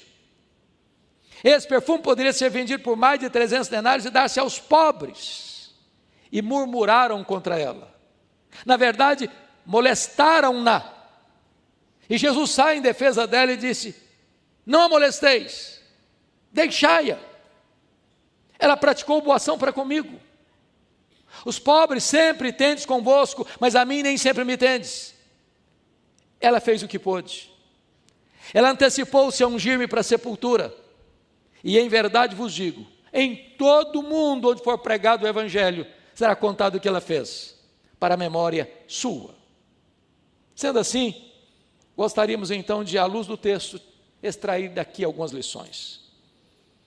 A primeira lição que eu gostaria de mencionar está no versículo 8, na parte A do verso, quando diz, ela fez o que pôde. Para mim, uma das frases mais eloquentes que eu encontro na Bíblia, acerca da consagração de uma pessoa ao Senhor Jesus. Ela fez o que pôde. Porque às vezes nós fazemos também, mas não fazemos tudo o que podemos. Às vezes fazemos de forma relaxada. Às vezes fazemos com a motivação errada. Às vezes fazemos, mas fazemos sem pôr toda a nossa alma, todo o nosso coração, toda a nossa energia, todo o nosso apreço, todo o nosso amor no que estamos fazendo para Jesus. Maria fez o que pôde. Maria fez o que pôde. A história é nossa pedagoga, ou nossa coveira. Quando olhamos para a história, aprendemos exemplos tão lindos. Me vem à mente o que aconteceu na Alemanha, começando em 23 de setembro de 1723, com o conde Ludwig van Zinzendorf, quando começa na Alemanha uma reunião de oração, que dura 100 anos, ininterruptamente, desencadeando um movimento de reforma, de reavivamento e de grande impulso missionário. Os moravianos eram tão apegados à obra missionária, que alguns deles, não tendo dinheiro para ofertar para a obra missionária, se vendiam como escravos. Era possível na época. Para comprar passagem de ida para os povos mais longínquos, para dedicar o resto da sua vida para evangelizar aqueles povos. Quando eu penso nisso, pastor Jailton, eu fico a imaginar, meu Deus, diante de um exemplo desse, o que é que eu estou fazendo? Será que eu estou fazendo o que eu posso? Tudo o que eu posso para Jesus? Maria fez o que pôde. Mas em segundo lugar, note comigo versos 3 e 4, que Maria fez para Jesus o seu melhor. Porque vejam vocês que o perfume foi avaliado por Judas Iscariotes, e ele entendia de dinheiro, ele era um tesoureiro, ele sabia avaliar coisas, em mais de 300 denários. Ora, se tem dentro do vaso uma libra, 340 ml, e foi avaliado em mais de 300 denários, denário era o trabalho de um assalariado, um dia inteiro de serviço, no final do dia a pessoa recebia um denário, uma moeda de prata. Estamos afirmando, portanto, que cada ml desse perfume custava um dia de trabalho. Esse frasco de perfume valia 1 ano de economias de uma pessoa comum. E você e eu gostamos de bons perfumes. Eu não tenho dúvida disso. E quando você compra um perfume bom e caro, porque para ser bom é caro, infelizmente,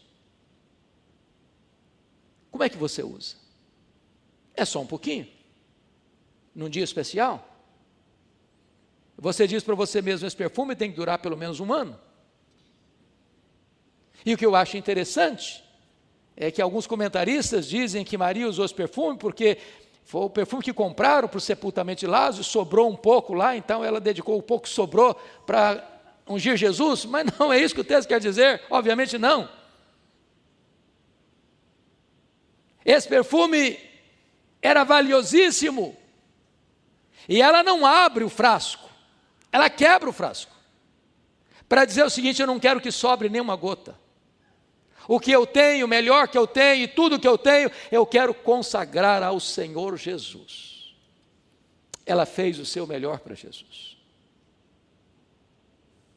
E eu, e você? Temos feito o nosso melhor para Jesus? Ou temos dado para Ele a sobra, o resto? O que não tem valor para nós? Às vezes, meus irmãos, até os pagãos, ou até aqueles que ainda não conhecem a graça de Deus, têm mais zelo em servir aos seus deuses, aos seus ídolos, do que nós o temos em servir ao Deus da nossa salvação. Eu estava pregando em Porto, em Portugal, e fomos fazer uma visita em Coimbra, e na medida que viajávamos, eu vi caravanas a pé andando pelo asfalto, e aquilo me intrigou, e eu perguntei, o que é que essas pessoas estão fazendo? Me responderam, elas estão indo a Fátima, pagar promessas. E eu perguntei, mas a que distância elas estão andando a pé? Me responderam, a mais de 300 quilômetros. E eu fiquei pensando, disse, meu Deus, quantos crentes que acham difícil ir para a igreja? Se está chovendo, não vem porque tem medo de derreter. Se está calor demais, tem medo do ar-condicionado não funcionar. Se o Flamengo joga com o Vasco, não vem porque tem que assistir o final do jogo. Qualquer motivo da pessoa chegar atrasado, porque tem que esperar o final do jogo para vir para a igreja, ou até mesmo não vem, dependendo do resultado. E as pessoas que não conhecem a Deus são mais zelosas em servir aos seus deuses ou aos seus ídolos, que às vezes nós o somos em servir ao Deus da nossa vida. Maria fez o seu melhor. Terceiro, Maria fez de forma sacrificial. Eu leio esse texto, pastor Rômulo, e às vezes eu fico perguntando a mim mesmo, meu Deus, como assim? Eu não conheço nenhum fato na nossa cultura ocidental de alguém trabalhar 1 ano inteiro para comprar no final deste ano um frasco de perfume. Não cabe na nossa cultura isso. É impossível entender isso dentro da nossa cultura ocidental. Aquele perfume não era apenas raríssimo e caríssimo, não. Aquele perfume não era encontrado numa loja de perfumaria do jeito que tinha. Um frasco de alabastro. Aquele perfume era comprado gota a gota, grama a grama, ml a ml. Ia sendo acondicionado nesse frasco de pedra, e essa moça começava esse processo no momento que ela fazia a transição de menina para moça, para o dia mais sonhado, desejado e esperado da sua vida, o dia das suas núpcias. Ela oferece para Jesus, portanto, não só o seu melhor, mas aquilo que tem mais valor para a sua vida. Eu chamo isso de um gesto generoso. E se existe uma prática no cristianismo, meus irmãos, que nós precisamos aprender, é a prática da generosidade. Eu li um livro, presbítero Ulisses, sobre esse assunto, que me marcou muito. Na introdução do livro, o autor diz assim: você quer aprender a ser uma pessoa generosa?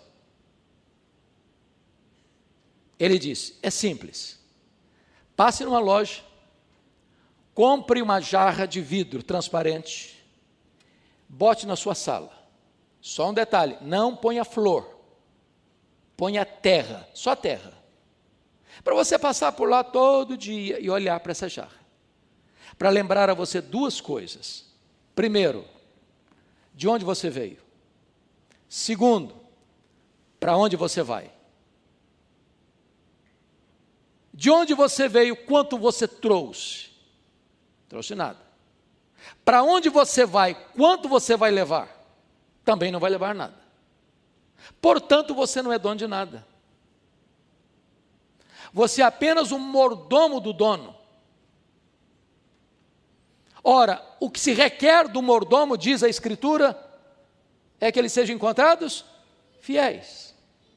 Ora, se o dono é generoso, e eu sou mordomo do dono, sendo eu fiel ao dono, eu serei generoso com o que é do dono. Porque o grande problema nosso em sermos generosos é a síndrome de dono. Se eu sou dono, é para mim. Eu não reparto com ninguém. Às vezes nós temos muito medo de cair nas teias da teologia da prosperidade. E às vezes caímos do outro lado na teologia da miséria. É claro que alguém que tem a intenção de dar para receber em troca, está fazendo uma barganha, está fazendo uma permuta. Isso não é nem honesto. Mas, por outro lado, não podemos negar o princípio bíblico de que a alma generosa prosperará. Que quando você dá ao pobre, você empresta a Deus. Mas reter mais do que justo é pura perda. Os nossos irmãos reformadores tinham um princípio que eu acho lindíssimo. Eles falavam do mistério do pobre e do ministério do rico. E diz Provérbios que Deus faz o pobre e Deus faz o rico.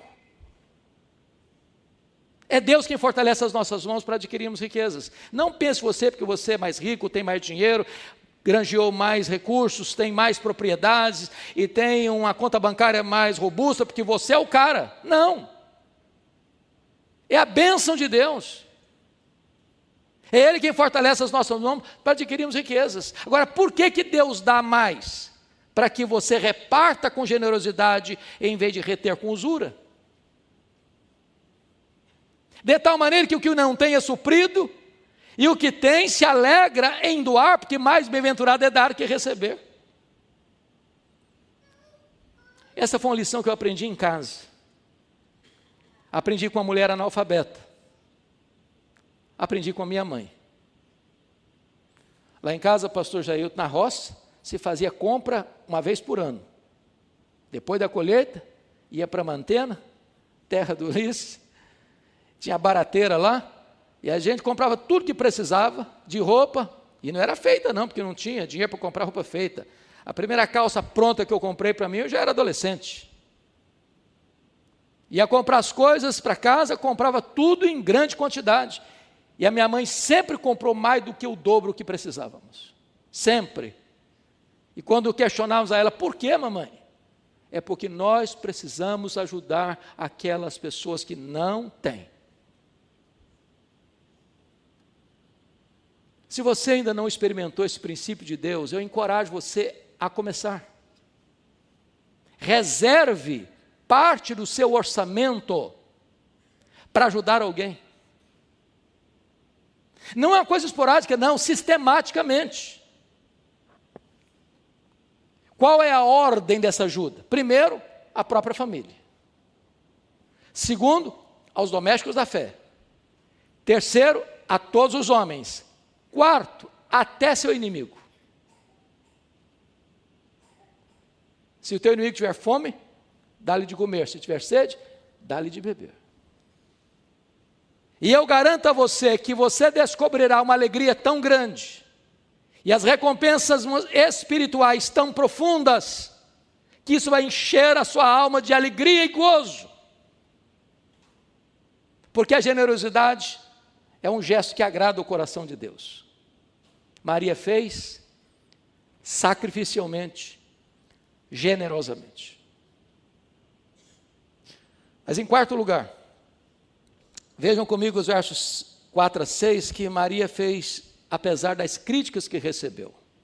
E Maria recebeu 3 críticas: indignação, murmuração e molestação. Agora notem que eles não estão indignados, e eles que eu estou falando aqui são os discípulos. Eles estão indignados não com o que ela fez, mas para quem ela fez. No discurso populista e falso de Judas, se fosse para os pobres, tudo bem. Mas o discurso dele era populista, ele não estava interessado em pobre, em coisa nenhuma. João 12 diz que ele era ladrão e queria essa grana para ele. E diz a Escritura que eles murmuraram contra ela. Murmuração, graças a Deus, é um assunto que acabou nas igrejas. Muito tempo que nunca mais ninguém murmura nas igrejas hoje. Mas naquela época tinha murmuração. Fizeram com ela o que hoje seria crime. Molestaram-na. Então, me permitam uma coisa. Você está fazendo a obra de Deus? Nos meus 43 anos de ministério, eu nunca vi ninguém se levantando para fazer a obra de Deus sem enfrentar críticas. Quem tem medo de críticas não serve a Deus. Quem tem medo de críticas está mais interessado no aplauso dos homens do que na glória de Deus. Você está fazendo a obra de Deus? As pessoas estão chateadas? Estão murmurando? Estão molestando você? Continue fazendo a obra de Deus. Porque, por outro lado, tem gente hipersensível. Tem crente cristal. Tem crente porcelana. Tem crente que qualquer coisinha se me liza. Também eu não vou fazer mais nada. Eu fui fazer, me criticaram. Agora também não faço nada. Maria fez, apesar das críticas. Mas em quinto lugar, Maria fez só para agradar a Jesus. É João 12 que nos informa isso, e só João 12, que ela enxuga os pés de Jesus com seus cabelos. Eu estava relendo agora há pouquinho, lá no gabinete pastoral, o comentário de William Hendrickson sobre esse texto, e ele reenfatiza isso, que naquela época, naquela cultura, uma mulher não soltava os cabelos. Muito menos enxugaria os pés de um homem com seus cabelos, num lugar público. Isso era um escândalo. E a grande pergunta é por que Maria fez isso? Quebrando um protocolo. E a única resposta que encontramos, e o Hendrickson trabalha isso, é que o amor era tão grande, a gratidão era tão profunda, que Maria, naquele momento, ela não estava preocupada com o que ia pensar Tomé, o que ia falar Mateus, o que ia dizer Judas Iscariotes. Naquele momento, o único vetor que governou a sua mente, o seu coração, as suas ações, é o amor a Jesus, é a gratidão a Jesus. Convenhamos, às vezes na igreja, irmãos, a gente fica muito preocupado com tanta coisa. O que vai falar fulano? O que vai dizer Beltrano? O que o cicrano vai pensar? Até no culto, se eu levanto a mão, eu sou rotulado. Se eu não levanto, sou rotulado também. Se eu choro, sou rotulado. Se eu não choro, também sou rotulado. E a gente fica cheio de dedos, preocupado. Se eu faço isso, fulano não vai gostar. Se eu faço aquilo outro, Beltrano não vai gostar. E eu fico como que segurando pratos, tentando agradar as pessoas. E às vezes, tentando agradar as pessoas, eu desagrado a Jesus. E de longe, eu estou sugerindo que você está liberado para desagradar as pessoas. De jeito nenhum. Mas o vetor que deve governar a nossa vida é agradar a Jesus. É agradar a Jesus. É agradar a Jesus. Mas, em sétimo lugar, ou sexto, Maria fez no tempo certo. O versículo 8, parte B, diz assim: ela antecipou-se a ungir-me para a sepultura. Agora notem que ninguém, exceto Maria, teve essa atitude. Aquela unção da cabeça aos pés, aquele perfume percorrendo todo o corpo de Jesus, foi interpretado por Jesus num gesto de antecipar a unção dele para a sepultura. E eu queria aqui retroceder um pouco a Lucas 8, a partir do verso 3. Porque notem vocês que lá em Lucas 8, a partir do verso 3, diz que Jesus, de cidade em cidade, de aldeia em aldeia, ia pregando o evangelho. E diz o texto que as mulheres da Galileia, e 3 delas são citadas pelo nome, Maria Madalena, Joana e Susana, e muitas outras, bancaram financeiramente o ministério itinerante de Jesus, pregando nas 204 cidades da Galileia. Pequenas vilas, pequenas aldeias. E aí eu queria que você raciocinasse comigo algumas coisas. Quantas pessoas estavam nessa caravana? Primeiro, Jesus. Segundo, 12 discípulos, 13 pessoas. Terceiro, mais 3 mulheres citadas pelo nome, Maria Madalena, Joana e Susana. Então, 16 pessoas. Muitas outras mulheres, eu não sei quantas. Vamos pensar 40 pessoas. De cidade em cidade, aldeia em aldeia. Não tem pensão, não tem hotel, não tem restaurante self-service, não tem infraestrutura. E essas mulheres bancando a conta, passando Pix e fazendo transferência bancária. Nessa jornada de Jesus pelas cidades da Galileia, é que ele conta pela primeira vez que ele vai subir para Jerusalém, ser entregue nas mãos dos principais sacerdotes e escribas para ser crucificado. Quando Jesus sobe, essas mulheres da Galileia sobem também, corajosamente. Quando Jesus foi crucificado, só consta que João estivesse presente, os outros fugiram acovardados. Essas mulheres da Galileia estavam lá. Quando Jesus foi sepultado, não consta nem que João estivesse presente no sepultamento de Jesus. Talvez tenha estado, mas a Bíblia não relata. Mas essas mulheres da Galileia, Lucas 23, 54 e 55, não só estavam presentes, mas viram onde e como Jesus foi sepultado.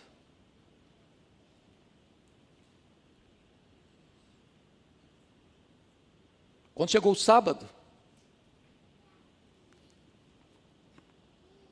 acabou o sábado, 6 da tarde, elas correram no mercado para comprar o quê? Perfume. Elas que honraram Jesus em vida, querem honrar Jesus na morte.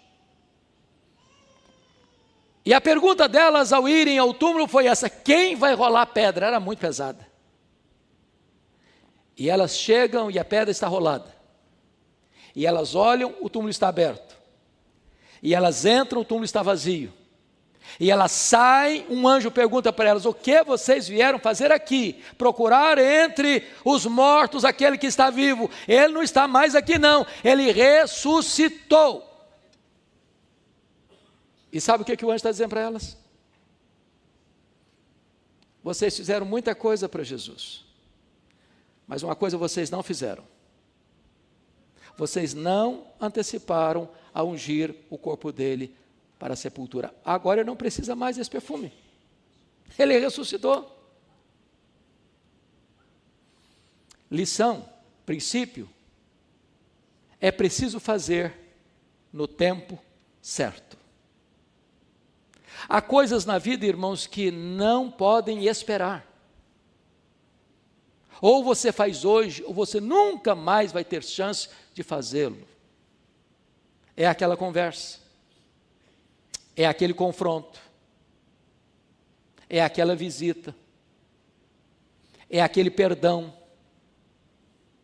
é aquele pedido de perdão, é aquela oferta de socorro. Faça hoje para você não chorar a dor do remorso amanhã. Amanhã pode ser tarde demais. Eu penso que isso remete a nós, a cultura brasileira dos nossos funerais.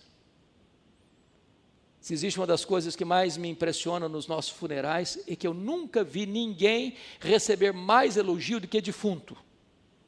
Nunca vi. Fica meia hora na cabeceira do caixão e você vai escutar rasgados e desabridos elogios ao defunto. A pergunta é: será, meu Deus, que essa pessoa recebeu ou ouviu algum desses elogios? Porque um defunto não fica feliz de você elogiá-lo, nem se levanta do caixão para lhe dar um abraço, e se levantar você foge também.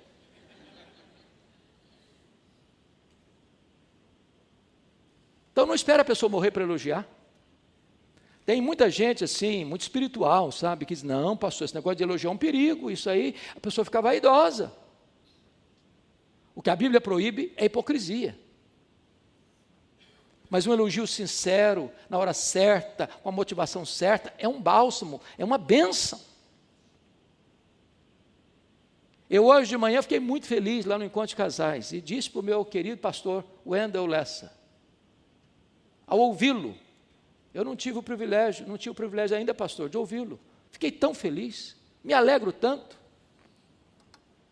Parabéns, pastor Jailton e Departamento de Casais, por convidá-lo. Mensagem bíblica, totalmente bíblica, direta, específica, abençoadora. Eu não posso guardar isso para mim, eu tenho que falar para ele. E eu sei que ele recebeu isso, não achando que eu estou enaltecendo a ele, eu estou dando graças a Deus pela vida dele. Encoraje as pessoas. Encoraje as pessoas. Diz para elas que ela é uma bênção nas mãos de Deus. A segunda coisa que me impressiona nos nossos funerais é que defunto recebe mais flores que gente viva. Eu nunca entendi isso. Nunca entendi isso. Eu participei de um funeral aqui em Vitória e eu contei 86 coroas de flores. Contrataram um big de um caminhão, desculpa do pleonasmo, para levar as flores. E um caminhãozinho bem pequenininho para levar o defunto. E eu fiquei do lado olhando. Falei: meu Deus, coitado do defunto, não consegue cheirar um botão de rosa a mais, para que tanta flor para ele? Mas por que os mortos recebem mais flores do que os vivos? É porque a voz do remorso é maior do que a voz da gratidão. Não espere a pessoa morrer para mandar flores, não. Me permita descontrair um pouco, devido à vênia do meu pastor.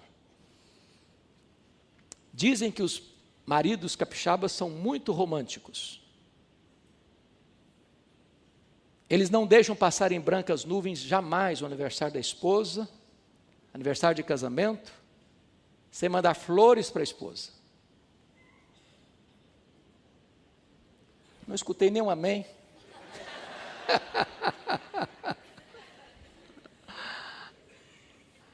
Mas vai que tem um marido desavisado por aí que nunca mandou um buquê de flores para a esposa. Eu sei que não tem nenhum assim aqui.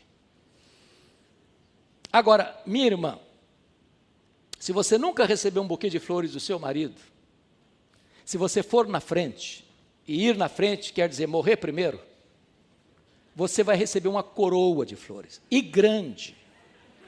E ele nem vai pedir desconto na floricultura.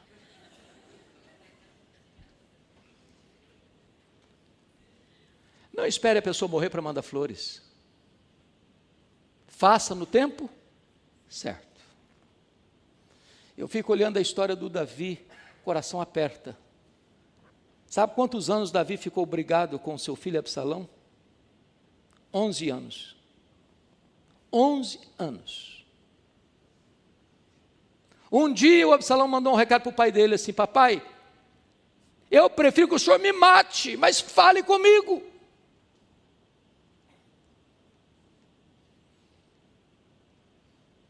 O Davi recebeu Absalão no palácio, deu um beijo no rosto dele. Depois de 7 anos de silêncio, e não falou uma palavra. Passaram-se mais 4 anos. Agora o Absalão não quer mais perdão do pai, não quer mais conversar com o pai, ele quer matar o pai, quer tomar o trono do pai.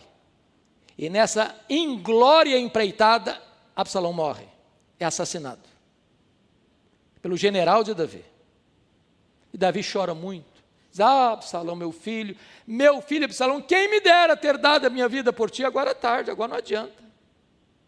Tinha que ter feito isso lá atrás. Fez no tempo errado. Faça no tempo certo. Finalmente, em 7º lugar,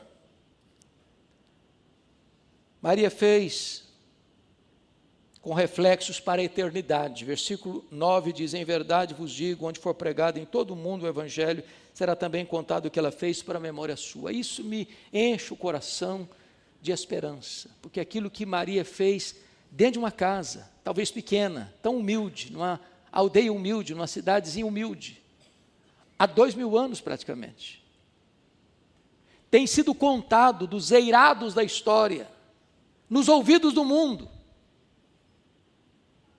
E essa profecia de Jesus se cumpre hoje, 31 de agosto de 2025, no templo da primeira igreja presbiteriana de Vitória. Porque mais uma vez a história de Maria é contada, como Jesus profetizou, para a memória de Maria.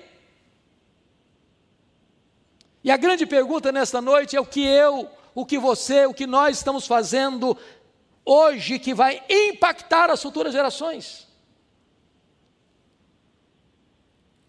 Numa geração hedonista, egoísta, materialista, consumista, que olha para o seu próprio umbigo. O que é que nós estamos fazendo que vai impactar as futuras gerações?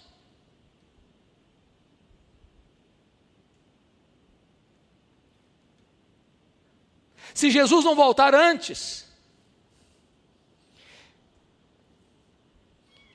e nós já tivemos décadas de partida, e alguém foi lá e limpar aquela placa de mármore branco em cima da nossa sepultura, ao tocar na nossa história, será que a nossa história ainda vai impactar a vida de alguém?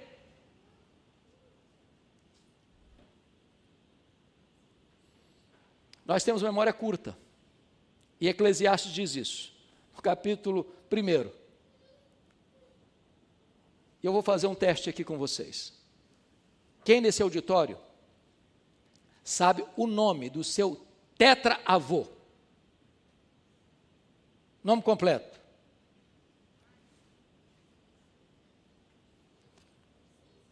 Ninguém sabe. Sabe o que significa isso? O seu tetraneto não vai saber que você existiu. Triste, não?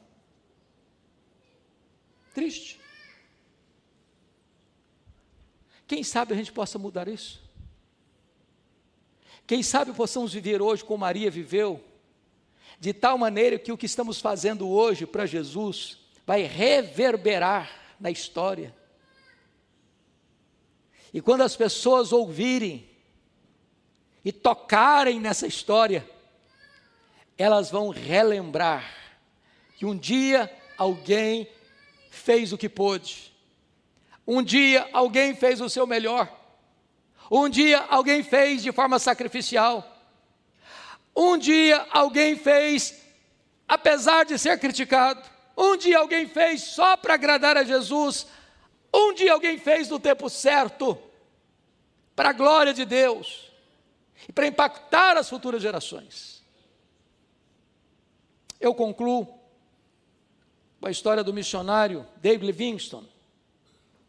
Foi missionário na Inglaterra, missionário inglês que foi missionário na África, dedicou sua vida na África, serviu a Deus na África, foi atacado por um leão na África, ficou com o braço mirrado, continuou trabalhando na África, morreu na África.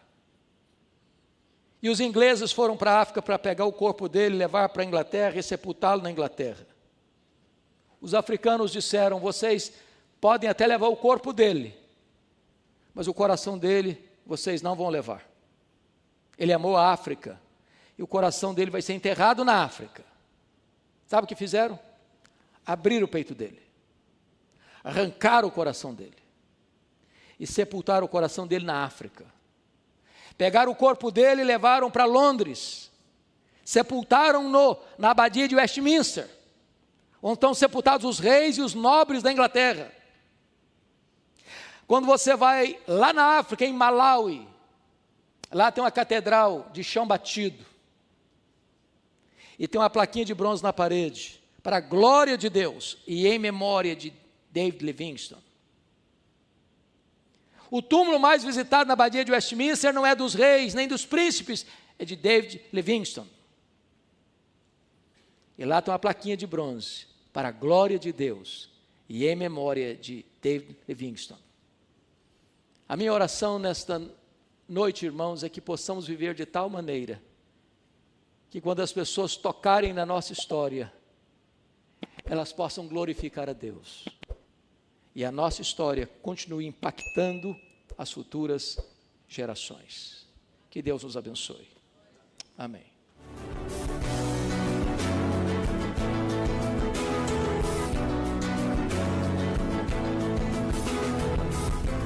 Palavra da Verdade, com Hernandes Dias Lopes.